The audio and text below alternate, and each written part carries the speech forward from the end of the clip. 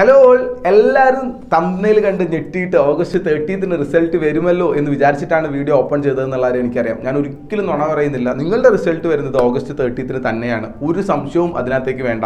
കാരണം നമുക്ക് ഓഗസ്റ്റ് 30 തന്നെ നമ്മളുടെ റിസൾട്ട്, ഓരോരുത്തരുടെയും റിസൾട്ട് എന്താണെന്നുള്ള കാര്യം അറിയാം.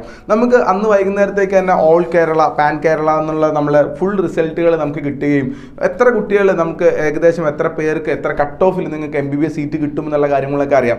നമ്മൾ മനസ്സിലാക്കേണ്ട വസ്തുത എന്തെന്നാൽ ഒന്നാമത്തെ റാങ്ക് കിട്ടുന്ന കുട്ടിയും 1200ാമത്തെ റാങ്ക് കിട്ടുന്ന കുട്ടിക്കും എല്ലാം കിട്ടുന്നത് ഒരേ സാധനമാണ്, ഒരു ഗവൺമെൻറ് MBBS സീറ്റ് എന്നുള്ള കാര്യമാണ്. ഇനി 1200 അപ്പുറത്തേക്ക് പോകുന്ന കുട്ടികളിൽ നിങ്ങൾക്ക് സെൽഫ് ഫിനാൻസിങ് സീറ്റുകളോ അല്ലെങ്കിൽ സീറ്റുകൾ കിട്ടാതിരിക്കാനോ ആണ് സാധ്യത കൂടുതലുണ്ടാവുക. അപ്പോൾ നിങ്ങൾ ഇതിനകത്ത് ഏത് കാറ്റഗറിയിലേക്ക് വരും എന്നുള്ള റിസൾട്ട് ഓഗസ്റ്റ് 30 നിങ്ങൾക്ക് എന്തായാലും കിട്ടുന്നുണ്ടാവും. സോ അതനുസരിച്ചിട്ട് നമ്മുടെ ജീവിതത്തിലെ ഏറ്റവും വലിയ ഡിസിഷൻസ് ആണ് നമുക്ക് എടുക്കാനുള്ളത്. നമ്മൾ ഗവൺമെൻറ് MBBSന് വേണ്ടി പോവുകയാണോ, സെൽഫ് ഫിനാൻസിങ് MBBSന് വേണ്ടി പോവുകയാണോ, അതോ നീറ്റ് ബേസ്ഡ് ആയിട്ടുള്ള മറ്റ് കോഴ്സുകൾ, നമുക്കറിയാം BDS, വെറ്റിനറി പോലുള്ള ഒരുപാട് കോഴ്സുകൾ, അഗ്രികൾച്ചർ, ഫിഷറീസ് പോലെ ഒരുപാട് കോഴ്സുകളുണ്ട്. ഇതിലേതെങ്കിലും ഒന്ന് തിരഞ്ഞെടുക്കുകയാണോ, അതോ നമ്മൾ നീറ്റിനെ തന്നെ മാറ്റി നിർത്തി മറ്റെന്തെങ്കിലും ഒരു കോഴ്സാണോ നമ്മൾ എടുക്കാൻ വേണ്ടി പോകുന്നത്?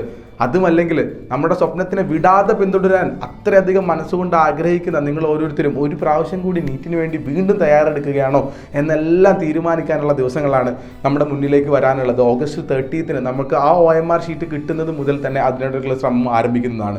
സോ നിങ്ങൾ എന്താ ചെയ്യേണ്ടത്? ഓഗസ്റ്റ് 30 എപ്പോഴാണോ നിങ്ങൾക്ക് OMR അപ്ലോഡ് ആയതായിട്ട് വിവരം കിട്ടുക, നിങ്ങളുടെ കാൻഡിഡേറ്റ് പോർട്ടലിൽ പോയിട്ട് അല്ലെങ്കിൽ നിങ്ങളുടെ രജിസ്റ്റേർഡ് ഇമെയിൽ ID പോയിട്ട് നമ്മുടെ OMR ഷീറ്റ് എടുക്കുക.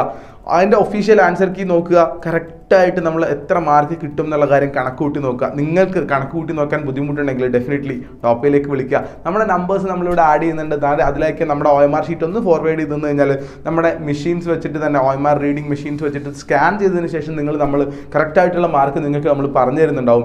അതനുസരിച്ചിട്ട് അന്ന് വൈകുന്നേരം തന്നെ നമുക്ക് കൃത്യമായ ഡേറ്റ കിട്ടും. എവിടെയാണ് കട്ട് ഓഫ് മാർക്ക്, എത്ര മാർക്കിലുള്ള കുട്ടികൾക്ക് ഗവൺമെൻറ് MBBS സീറ്റിലേക്ക് പോരും, എത്ര പേര് സെൽഫ് ഫിനാൻസിങ് സീറ്റുകളിലേക്ക് പോകും എന്നുള്ള കൃത്യമായ ഡേറ്റ നിങ്ങൾക്ക് നമ്മൾ അവൈലബിൾ ആക്കി തരുന്നുണ്ടാവും. സോ അത് വെച്ചിട്ട് നമുക്ക് കാര്യങ്ങൾ പ്ലാൻ ചെയ്യാൻ പറ്റും. ഒരിക്കൽ കൂടി നീറ്റിന് വേണ്ടിയിട്ട്, നമ്മുടെ സ്വപ്നത്തിലേക്ക് വേണ്ടിയിട്ട് നടക്കാനാണ്, അതിനുവേണ്ടി തയ്യാറെടുക്കാനാണ്, അതിനുവേണ്ടി കഷ്ടപ്പെടാനാണ് നിങ്ങളുടെ തീരുമാനമെങ്കിൽ അതിനും സപ്പോർട്ടായിട്ട് നമ്മൾ ഓരോരുത്തരും നിങ്ങളുടെ കൂടെ ഉണ്ടാവും.